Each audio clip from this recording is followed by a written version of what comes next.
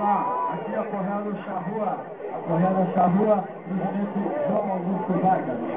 Aqui no falante de número 2, presidente Fábio Fonseca, tem cidade de Uruguaiana, tem aqui cidade de Uruguaiana no falante de número, no falante da Bela Seca, no falante da plateia. Eu tenho certeza que esse público maravilhoso que está aí não se arrependeu de ter vindo no cavalo, não se arrependeu porque está vendo espetáculo desnecada, uma tora melhor que a outra. Vamos ver como é que você vai, Fábio Fonseca. Veio o homem da cidade de Uruguaiana.